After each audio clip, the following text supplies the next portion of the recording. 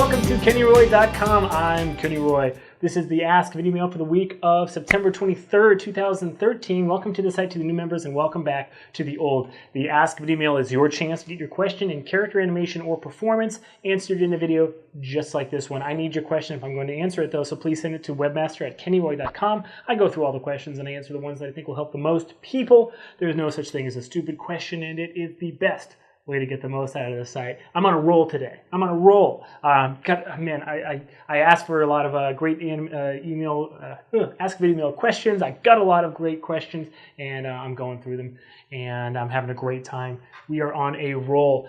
This one, I wasn't going to answer this one until I'm getting ahead of myself. Let me just say, please check out what we're doing with Animating. Animating is the brand new initiative here on KennyRoy.com to get everybody doing the exercises and the kind of practice that you need to become a great animator and not getting distracted with the massive projects, massive undertakings that are just going to slow you down.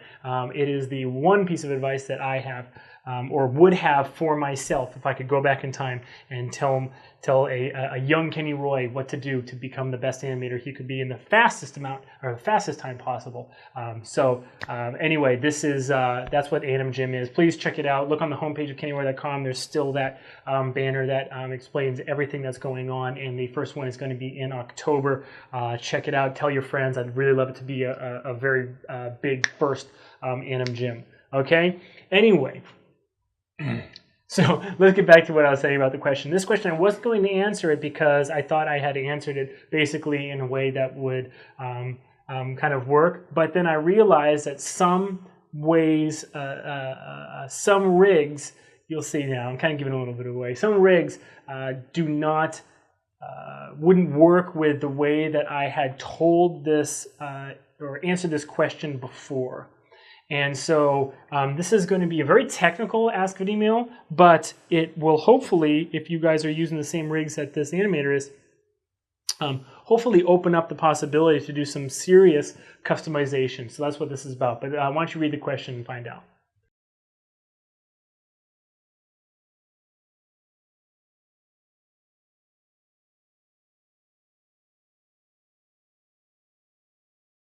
Yeah, so customization is a big issue. You don't want your reel looking like every single other reel out there. And there are so many free rigs out there now that you can do pretty well to find a new one that hasn't been used in a lot of demo reels pretty much constantly. But still, there is just that aching feeling that you're starting, basically on the same level as somebody who maybe did some animation that wasn't as good, or maybe did some animation that's a lot better and is kind of raising the bar for everybody and you're not quite there yet. Whatever the case may be, customizing your rig can be a great little thing you can do to set your reel apart from the rest and get a little bit of a leg up. So why not do it, right?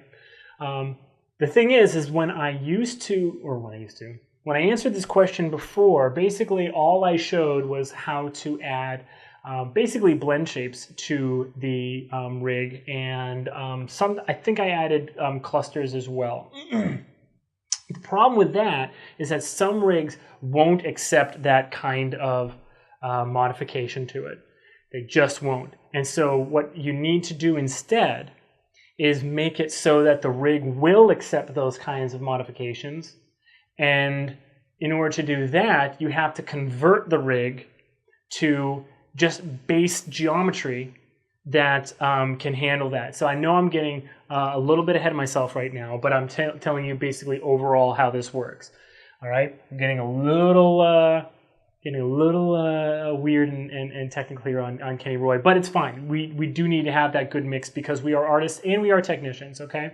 So basically, just to start at the beginning, a rig is basically controls, normally NURBS curves that are parent constrained, wired with expressions-driven keys. However, driving control objects, normally joints, that are skinned to geometry. Basically, that's kind of how it works, okay? Now, if you have multiple layers of deformers, sometimes it makes it so that you can't just simply add a blend shape to the character to make them a little bit bigger or to shrink their head or whatever. You actually have to figure out a way to make it so that the mesh that's being deformed is not having to take into consideration all those other things. Some hypergraphs, in fact, if you take your favorite rig, and we'll look at Morpheus in a second, but if you take your favorite rig and you go into window hypergraph connections with the master control selected, you'll see this like solid yellow tree. Now every single connection there is an expression, or it's some sort of connection between nodes. And if you look at how complex it is, then you realize why sometimes doing the method I'm describing actually slows it down. So this is what I propose. There's a little used feature in Maya called geometry cache that basically turns your geometry of your rig into an animated mesh. It's almost as if the vertices are like alive and moving themselves. It's on the very, very base mesh level. All right, it's actually the basest level that you can get a full mesh to actually deform is with the geometry cache. Okay. Now you normally do geometry cache. A geometry cache is done all the time on the upper levels by character TDs and lighters and whatever, who are taking your animation and putting it into a scene that they need to light and whatever, because they don't want all that slowdown. They don't want all of the messy stuff that's kind of like your animation rig. They don't want to see all those controls. They don't want those joints. They don't want that. They just want the character moving. So normally they'll do a geometry cache.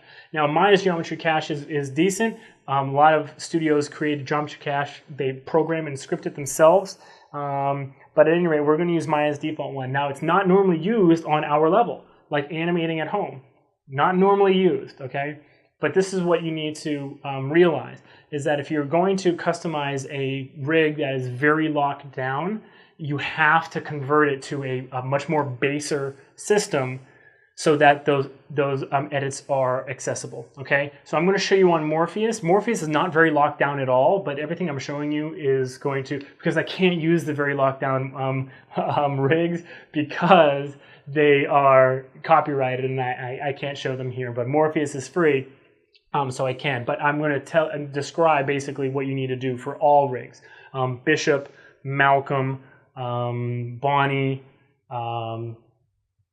Andy, all the more popular rigs that are being used, online and stuff like that. Okay, and stuff like that. So let's take a look here. All right, so here we have Morpheus. Now Morpheus is not a very locked down, but you can't select him. And if you go in the channel box, you see that there's a do not touch layer, and if you turn that off of template, you see that you still can't select his mesh. And the reason is because he has an override built into the mesh model. So the override says, even though it looks like that it's visible and it's not gray shaded like a normal reference, still just keep it reference no matter what. And reference over here is when you have, you can see the stuff that's templated right here is this text, right? And reference is you can't select it, but it's normal color. So at any rate, so it's not being locked down by display layers, it's actually being locked down something in the mesh. Now, the way you find where this geometry is unfortunately you have to chew the fat a little bit and walk down the hierarchy, okay? So first thing you do is you select the top node and make sure that the object being selected, right? Then you can expand that and then try to walk down these. So you select each one and then you walk and you see, oh, here's where the head and the hands are. Here's where the body is. Settings, UI, okay, so it's in these two groups. We're going to work with just the geometry group, okay? Now, on like a rig like Malcolm or Bishop, you're going to have to do a lot more walking, but this is probably the easiest way to do it. You could select the controls or the joints, go to try to find the skin cluster node. The skin cluster will be connected in some way to the geometry, but there might be an intermediate object that is driving a blend shape. So we don't want to really mess with that. We really want to just try to find the actual geometry. And here it is, body geo. And just like I said, If you go to Object Display and then Drawing Overrides, oh, there is no override. Let me see here. Is the Geo group by Geo Shape? No, there is no override. Why did he do this then? Oh, I'm very intrigued. Wow, I'm actually very intrigued on how he did this. I don't know if there's actually a selectable. Wow, I'm surprised every day by Josh Burton. He does great work. I don't know how he did this, but at any rate, it's still, everything is always selectable in the outliner. There's no getting away from. Unfortunately, there's no getting away from the fact that you can select it in the outliner, unfortunately. Or maybe fortunately for us. Anyway, so here's his body geo. So this is what we're going to do. We're going to animate in this scene, okay? So I'm just going to create like this, you know, this just a little bit of movement, all right? So you can confirm that this is actually working, okay? So here's our movement, okay? We're going to animate in this scene, okay? So let's call this scene, let's save this scene real quick. All right, I'm going to call this scene, scenes, shots, big test, okay? And I'm going to call this big test.ma. Oops, it's got to be an MB, apparently. No problem. No problem. Big test Maya binary. Big test. Okay. So now we have this animation file saved. Now we're going to create the file where you're going to do your modifications to this rig. Okay. Now it's a little bit weird, but bear with me. So you found your geometry for your body. Now we're going to export this as just an OBJ. File type OBJ export. If it's not loaded, you got to go to Settings, Preferences Manager, then Plugin Manager, and find OBJ export right here, .mll, okay? And load that. Export selection. Now, why are we exporting him standing like this? Well, because we want to make sure that we have like a base mesh that's going to work. I'm going to save it to the data directory, and I'm going to overwrite this one. I did this before. It's called morph.obj, okay? Now, we have our animation file. We have our base file, our base mesh. Now we need to export that geometry cache. Select the body geometry one more time. In the animation menu set, go to geometry cache, create new cache. All right. Now I'm calling this cache directory bake test. Okay, so it's in the data directory. The cache name, you can call this whatever you want. Cache format MCC is perfect. File distribution, the default is one file per frame. You want one file, just so you don't get crazy out of control number of files in your data directory, okay? Store points as float, and then time range is time slider, okay? And evaluate every 1 frames and save every 1 evaluation. So basically, if I reset, you'll see the only thing I changed was just file distribution is 1 file. Everything else is default, okay? Then you hit create. Now it'll play the animation, but what's actually doing is it's saving in almost like a text file the position on every single frame of all of those vertices, okay? Now, if you need to speed up or slow down the animation, you're going to have to do more evaluation. You're going to have to evaluate every like 0.1 frames or something like that, because literally this is almost like setting a key on every single frame. It's like mocap data on the vertices of this body.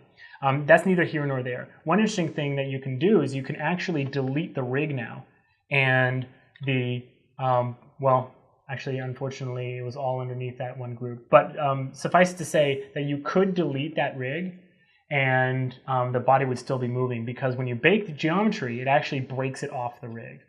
All right, so now this is what we're going to do. We're going to import the OBJ of the base object. Here's our guy.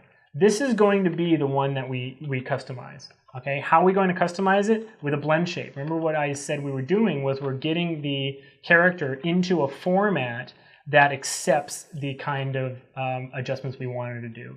So let's do this. Let's first,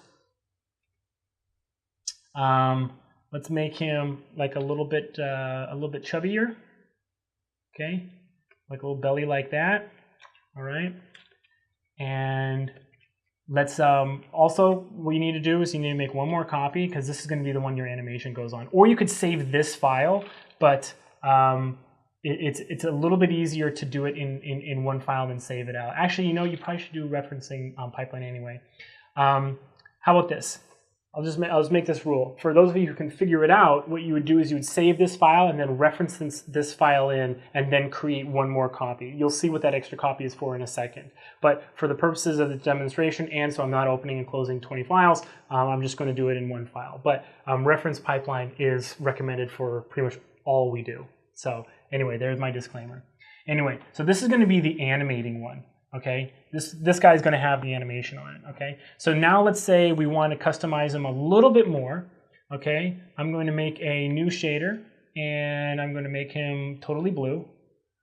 Okay, now you could put a texture on him if you wanted. He's got UVs, so you could make your own custom texture for Morpheus right now if you wanted to. There's no reason you can't. Okay, you can do other things to him. Like you can add like hair on top of him. Let's go to End Dynamics, and then let's give him just like this really weird hairy neck. How about that? Create hair. Did that not work? Show all. And here, let me see here. New hair system. Create hair. There we go. Okay. So now we have the hair, and hair is by default dynamic. See, now he's got this weird hairy neck. Okay, so any customization you wanted to do, anything you want to do, you can do to this guy. Okay, you can create as many different blend shapes as you want, to customize the body, make them work, however you want. But we have just this chubby one, and now we've added hair to the model. Okay, all right. So now this is what we're going to do. We're going to take this one. This is going to be our animating mesh. All right. We're going to add this. Let's actually just call it anim mesh. We're going to add this one, and let me rename this one too. This one's called chubby. Okay. And here's the mesh. Okay. So we're going to add these as a blend shape. Go to your animation menu set, create deformer as blend shape, and then we're going to turn both of them up to 1. Okay. Both of them are now up to 1. All right, so he's taken on this little chubby blend shape, and he's also dialing this in, and we can test that by moving it. Okay, he's picking that up as well. And notice how the hair moves along for the ride. Perfect, right? Okay.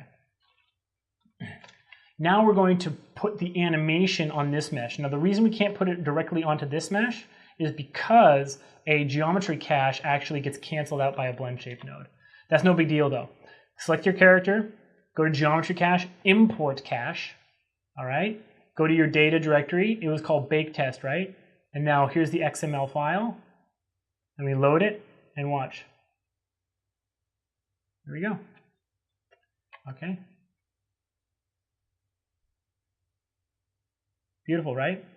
Now you have a scene that has the character that you actually want to render, that you've customized and you're happy with. It has all the customizations into it. Now this is what you do. I'm going to save this scene as well. And this one's going to be called, I don't know what this one's going to be called. This would be maybe the customized character, right? So I'm going to still save it in Bake Test. I'm going to call this one customized. Okay, this would be the one that you render from and you put on your demo reel. Or you'd hide these, of course, before you do that. All right, but now I'm going to go back to, now I'm going to show you the workflow though. If you go to Bake Test and you change the animation, then you just redo your geometry cache and you're fine.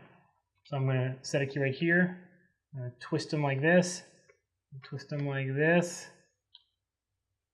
I really wanted this to be a little bit more customization. So let's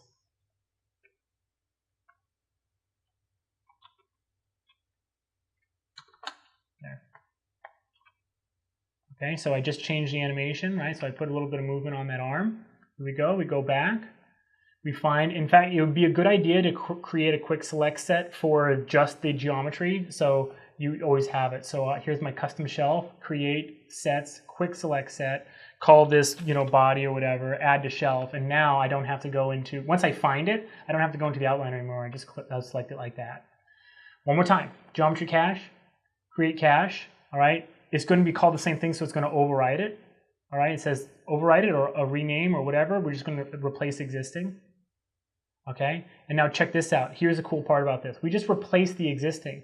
The geometry cache is being read in the other file. I'm going to save this one. The geometry cache is being read by the geometry, meaning we don't actually have to even reload it. Pick up customize.mb and watch. Our new animation is already on this guy. And here's our customized character going nuts. And who wouldn't want to see that insane-o hair on their demo reel? That is my question to you. So, I hope that was eye-opening. I hope that gives you, opens up a world of ideas for you on how to customize your characters. Even if they're completely locked down, you can always do this. Always. Okay? It might be really hard to get to, the inner systems of a really locked down character like Animation Mentors or iAnimate or Anim Schools, but you can always do this. Okay, geometry cache, very, very, very little known. In fact, I think those schools probably like that it's not very well known, because then if it's a little more cumbersome for animators to kind of customize it, maybe it doesn't get out as much. I don't know. Maybe that's the thinking back there. Who knows? I'm just going to leave it at that. I hope you got a lot from this. If you want to see more video mails like this or on a topic of your choice, all you have to do is send it in. Please send it to webmaster@kennyroy.com. I'm having a blast. Hope you are too. Good luck with your animation. And as always, rock on.